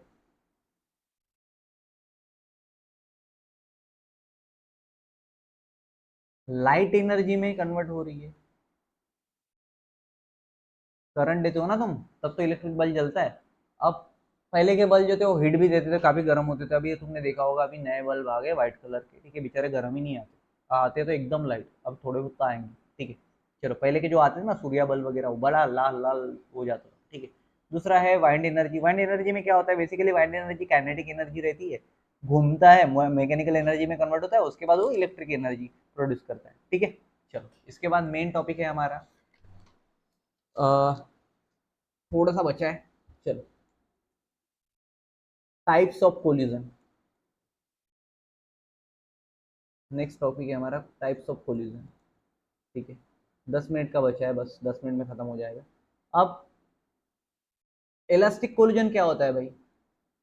इसमें 3 टाइप है, ठीक है, 3 4 बोलेंगे, ठीक है। इलास्टिक कोलिजन क्या होता है? अ कोलिजन, ओरली बोलता हूँ, आप लिखो।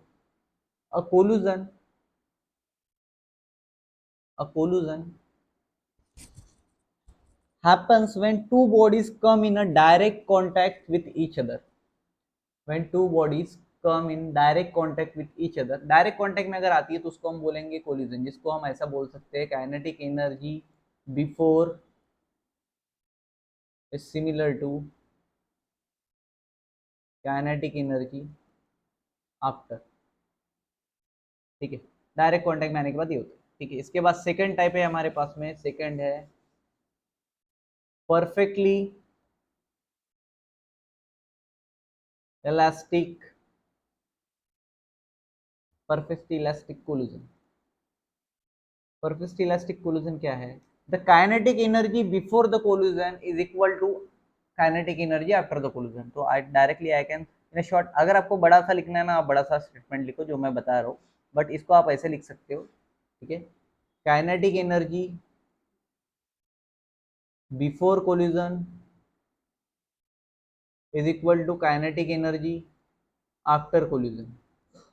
ठीक है, बट एग्जाम में लिखते टाइम पूरा ही लिखना। ठीक है, चलो, इसका कोएफिशिएंट ऑफ रेस्टिट्यूशन क्या है? तो ये इंपॉर्टेंट है, कोएफिशिएंट ऑफ रेस्टिट्यूशन। ठीक है, नेक्स्ट टाइम हम शॉर्ट में लिखेंगे इसको। ठीक है, जिसको हम यू से डिनोट करते हैं, ये हो जाएगा ई इज इक्वल टू 1। ठीक है, क्लियर। इसका एग्जाम्पल अगर मैं देने को जाऊँ तो the collision between the atomic particle के बीच में जो कोलिजन होता है वही रहेगा परफेक्टली इलास्टिक कोलिजन। ठीक है, सेकेंड पे हम आते हैं, उसके बाद थर्ड हम बोलेंगे बेसिकली। ठीक है, बट वैसे तो second because elastic collision collision का ही पार्ट है। इनइलास्टिक,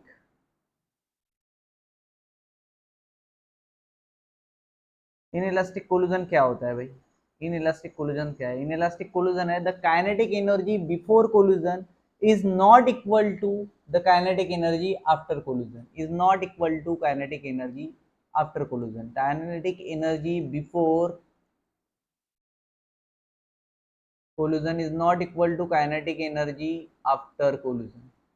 इजीएस्ट है एकदम। ठीक है, इसका कोएफिशिएंट कितना होता है? कोएफिशिएंट ऑफ रेस्टिट्यूशन इसका कितना है? 0 is less than E less than 1। ठीक है, तो काइनेटिक एनर्जी आफ्टर आप बोल सकते हो कितना हो जाएगा? 0 हो जाएगा ये। ठीक है, एग्जाम्पल, अगर आपने दो व्हीकल का एक्सीडेंट देखा है सामने से टकराते हुए, तो वो क्या कहलाएगा? The collision between the two vehicles on a road is a inelastic collision. उसके बाद लास्ट वन हमारे पास है परफेक्टली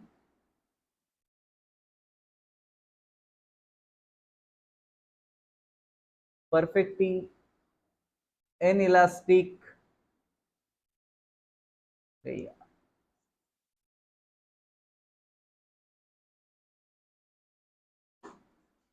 perfectly inelastic collision। ठीक है, in this collision the two bodies stick together and move with the same velocity after the collision। मान के चलो एक गाड़ी को आगे आगे से दोनों ने ठोका तो वो रोक गए, ठीक है, बट एक गाड़ी को अगर पीछे के गाड़ी ने ठोका, आपने मुंह में देखा होगा, और ये दोनों एक सेम स्पीड से आ रहे घिसते हुए, ये क्या हुआ? परफेक्टली इनइलास्टिक कोलिजन हुआ। तो इसको मैं लिख सकता हूँ kinetic energy after,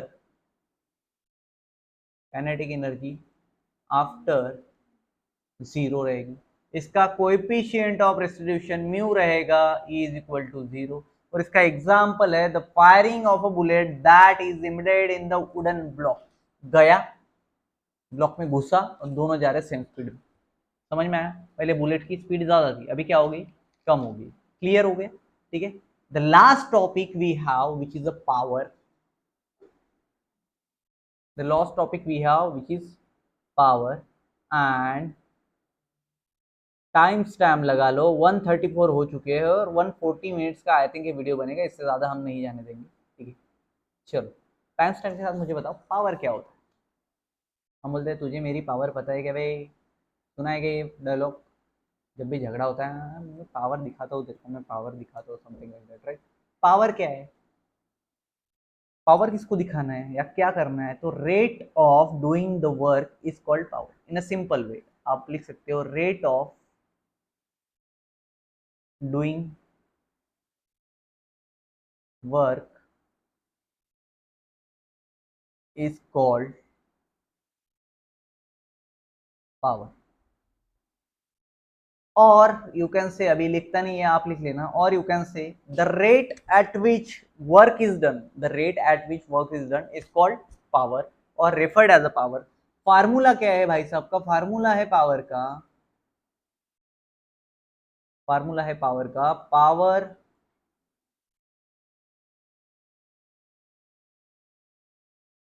power is equal to work done upon time. इसको आप ये भी बोल सकते हो एनर्जी बाय टाइम, सेम ही है energy by time, but generally work done upon time आता है। ठीक है, वर्क डन को ही हमने अभी थोड़ी देर पहले एनर्जी ए करके बताया था।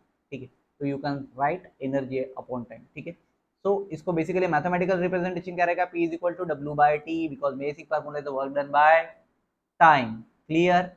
चलो अब एसआई यूनिट की बात कर लेते हैं इसकी फटाफट।